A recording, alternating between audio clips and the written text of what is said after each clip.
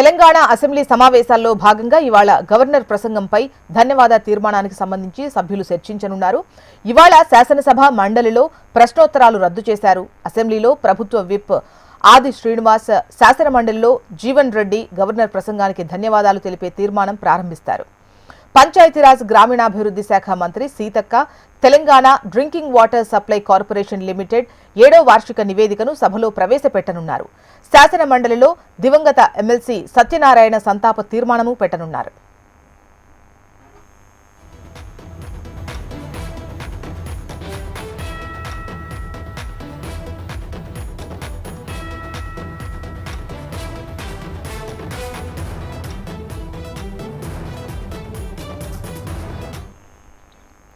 Telangana assembly సమావేశాల్లో భాగంగా ఇవాళ గవర్నర్ ప్రసంగంపై ధన్యవాద తీర్మానంపై సభ్యులు చర్చిస్తారు.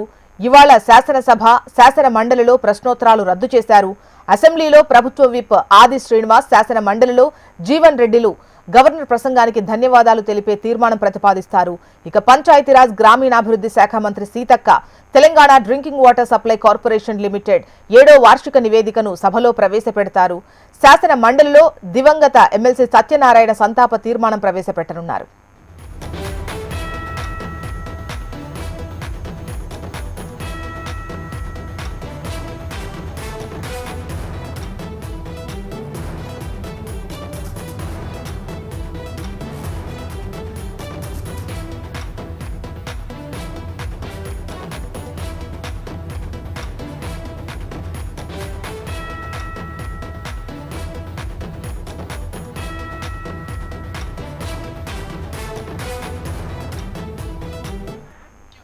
తెలంగాణ అసెంబ్లీ సమావేశాల్లో భాగంగా ఇవాళ గవర్నర్ ప్రసంగంపై ధన్యవాద తీర్మానానికి సంబంధించి సభ్యులు చర్చిస్తారు. ఓవరాల్ గా ఇవాల్టి సమావేశాలపై డీటెయిల్స్ మనకు ప్రవీణ్ అందిస్తారు. ప్రవీణ్,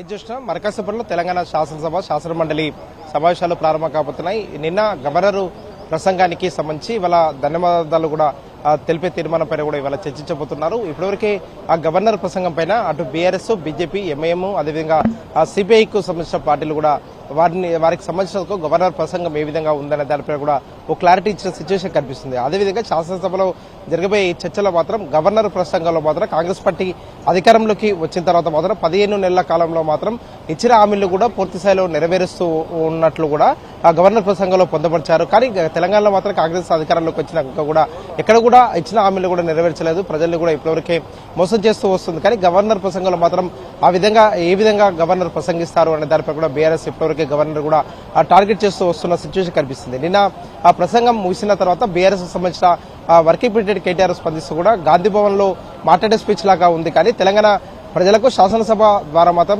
కాంగ్రెస్ పార్టీ అధికారంలోకి వచ్చిన తర్వాత మాత్రం ప్రజలకు ఏ విధంగా ఇప్పటివరకే అభివృద్ధి సంక్షేమ కార్యక్రమాలను అందిస్తున్నామో ఆ విధంగా చెప్పే విధంగా మాత్రం ఆ ప్రసంగాలు లేదు అంటూ కూడా ఒక కామెంట్ చేసిన ఆ సిచ్యువేషన్ అయితే కనిపిస్తుంది. దీంతో పాటుగా శాసన సభ అదేవిధంగా మండలిలో మాత్రం ఇలా ప్రశ్నోత్తరాలు కూడా రద్దయిందని చెప్పొచ్చు. దీంతో పాటుగా ఆ శాసనసభ అదేవిధంగా మండలిలో పంచాయతీరాజ్ గ్రామీణ అభివృద్ధి శాఖకు సంబంధించిన Telangana drinking water supply corporation limited 7వ వార్షిక నివేదికను కూడా ఆ సభలో ప్రవేశపెట్టబోతున్నారని చెప్పుకోవచ్చు. దీంతో పాటుగా పంచాయతీరాజ్ రూరల్ డెవలప్మెంట్ శాఖలో తీసుకొచ్చిన జీవో నెంబర్ 13 ఏదైతే ఉందో దీనికి సంబంధించి గెజెట్ నోటిఫికేషన్ కూడా సభలో కూడా ప్రవేశపెట్టబోతున్నారు. దీంతో పాటుగా ఏదైతే ఆ శాసన మండలిలో దివంగత నేత ఎమ్మెల్సీ ఆర్ సత్యనారాయణ సంతాప తీర్మానం కూడా ప్రవేశపెడతారు. అదేవిధంగా ఆ శాసన మండలిలో కూడా గవర్నర్ కు సంబంధించిన తీర్మానంపై కూడా ఇవాళ చర్చించబోతున్నారు. అయితే ఈ ప్రసంగానికి సంబంధించిన మాత్రం ఇప్పటివరకే ఆ రాజకీయ పార్టీలైన బీఆర్ఎస్ కావచ్చు, బీజేపీ వారి అభిప్రాయాన్ని కూడా తెలిపిన నేపథ్యంలో మాత్రం శాసనసభ వేదిక నుంచి కూడా గవర్నర్ ప్రసంగంపై కూడా ఆటగా కూడా చర్చ జరిగే అవకాశం ఉంది. ఆటగా కూడా ప్రసంగించే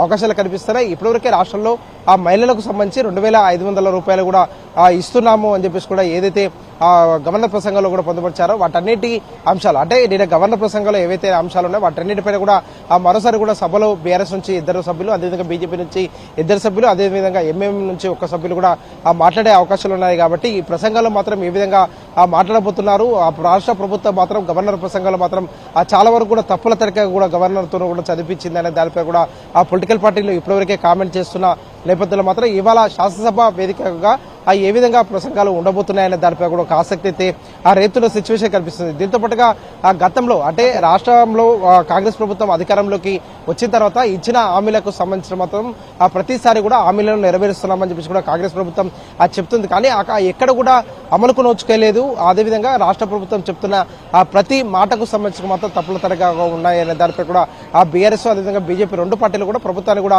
టార్గెట్ చేస్తూ వస్తున్నాయి. కాబట్టి ఇవాళ నుంచి సభలో జరగబోయే చర్చా కార్యక్రమాలకు సంబంధించిన మాత్రం ఆటగా కూడా జరిగే అవకాశం ఉంది. గవర్నర్ కు సంబంధించిన ధన్యవాదాలపైన కూడా ఇవాళ అదేవిధంగా ఎల్లుండి ఈ 2 రోజుల పాటు కూడా ఆ ధన్యవాదాలపైన కూడా చర్చ జరగబోతుంది. కానీ ఇప్పటివరకే గవర్నర్ ఆ ప్రసంగం పైన కూడా పొలిటికల్ పార్టీలో హాట్ కామెంట్లు చేస్తున్న నేపథ్యంలో మాత్రం ఈ గవర్నర్ ప్రసంగం పైన కూడా ఏ విధంగా కూడా ఆ శాసనసభ మాత్రం వాడివిడిగా జరగబోతుంది అనే దానిపైన కూడా ఒక స్పష్టత అయితే రావాల్సి ఉందని చెప్పుకోవచ్చు. రైట్ ప్రవీణ్.